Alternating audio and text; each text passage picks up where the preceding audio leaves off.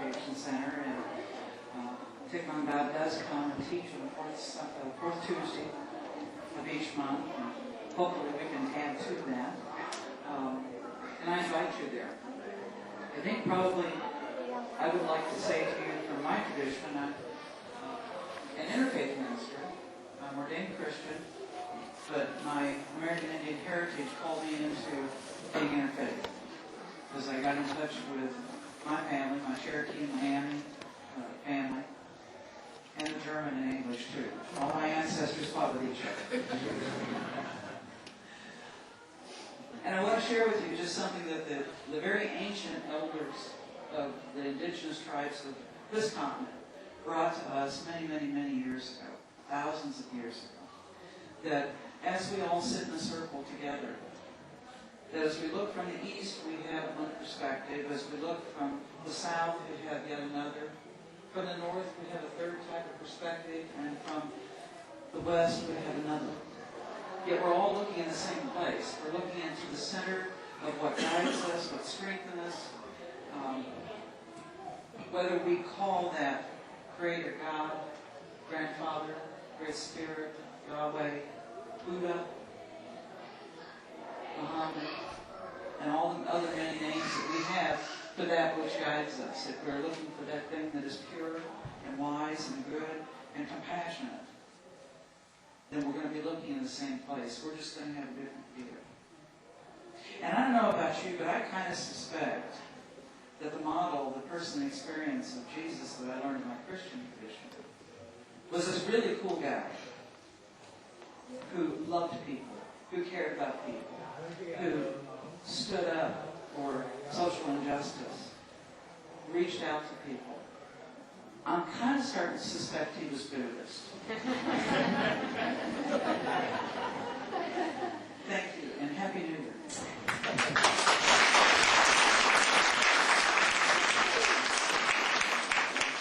Yes, many people, whenever they come here, they have the same question to me.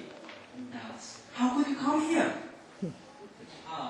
Especially, Miss Julia Wender, she put that question to me. Of course, I replied that, yes, because of my affinity. And she moved beyond that this one because I think she didn't agree with that short response, a short answer. So she asked me, what do you mean by having a affinity? So I explained to her that yes, in Buddhist traditions, we can say that we believe in reincarnation. That means we recognize that the past that we have been born in the past, we were born now in present time, and we will be born in the future. So what I call three periods of times. And so I said that yes, probably in the past I was not here. I was a member of the Harrison County. Yeah. So that is the way I used to respond to her, plus other people who put the same question to me. And I used to remind this kind of question to other people too, that in Buddhist traditions, we see, again, everyone has our family members. We have to see that the ladies, whether they old or they young, as our mother and our sister. And we have to see the gentlemen as our brother, our fathers. So that's it. Wherever we go, we can enjoy our good relationship with our relative members. So there's no way for us to address the conflicts each other, because as human, the basic instinct we want to have is to live happily and peacefully. No one to live in the violent environment. No one to live in the suffering state of mind of physical suffering. So that is our human basic instinct, regardless of the tradition we are following. So based upon that kind of principle, it's easy for us to reach out and to make friends with other people without handicapped judgment. So that is Buddhist core view. And also, before I turn my microphone to Ms. Karen, I'd like to talk to you briefly about the depth of our Buddhist new tradition, which relates to the Buddhist tradition. Besides the thing that we have to remember, we have to pay attention on how we say, how we act in the Buddhist tradition. The first day of the new year is the day of our future Buddha, Maitreya Bodhisattva, because it's like an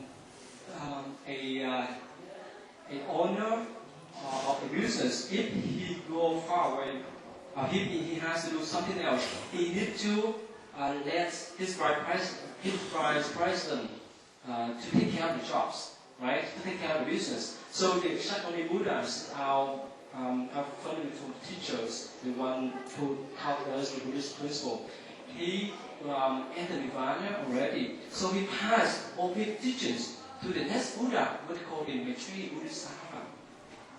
He will be the Buddha on the earth, according to the Buddhist tradition, not right now, at least 500 million from now. So for us, for the Buddhist people, we are looking forward to wait for him to be reborn on this earth to teach us again the Buddha teachings.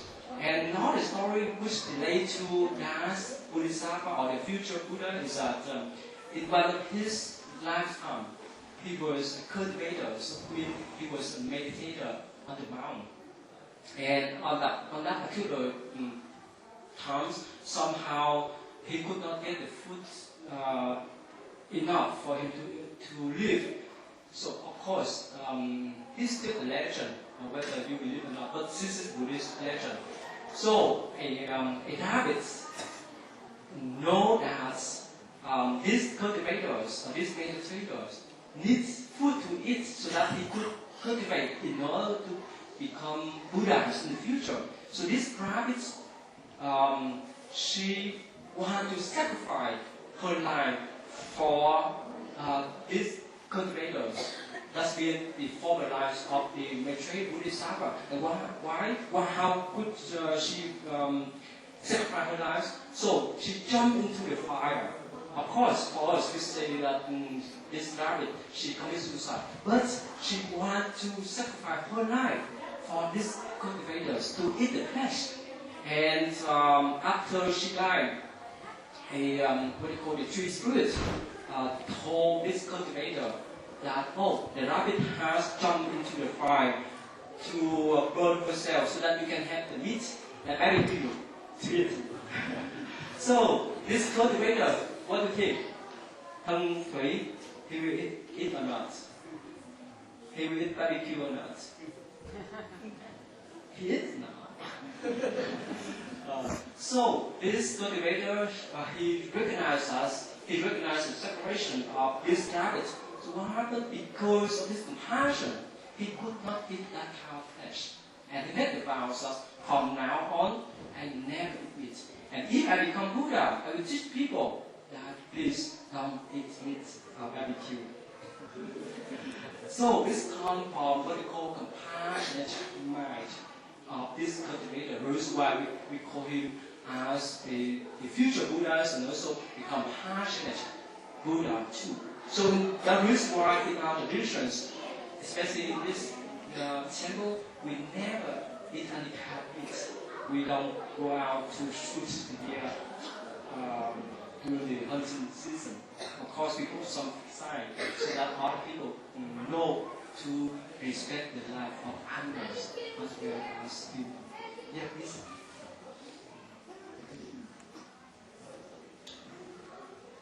Oh, sorry. Let me introduce Ms. Karen. She's also one of our long-term friends too. Her husband is dead. Mr. Richard. And both of them come here to participate in most of our special celebration. And she is one of the members of Heaven Star at this Presbyterian Church and also she's one of the founder of the community unity in this country. I'm eager to get to the performances, so I'm only going to say that it's always a humbling experience for me to come to the top of this mountain and to experience the compassion and peace and harmony and unity among everyone here. So I thank you very much for that opportunity.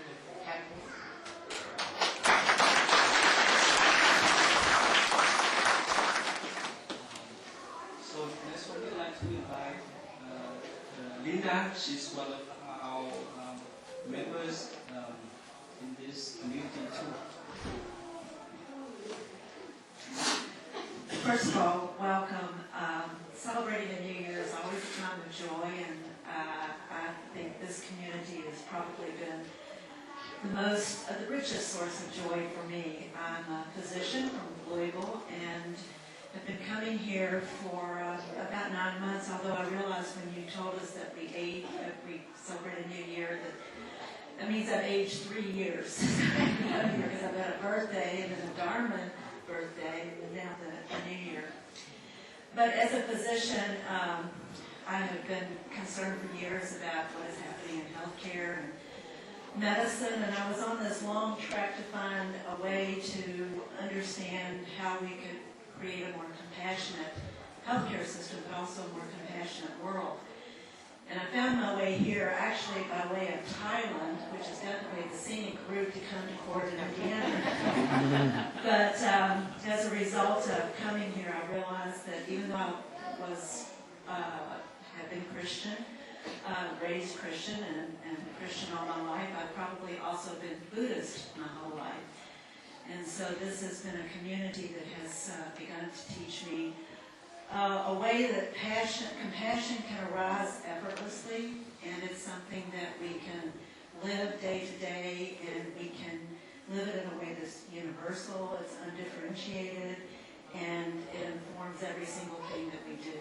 And I encourage you to be participant in our community and to welcome this new year with great joy in your own lives. Thank you.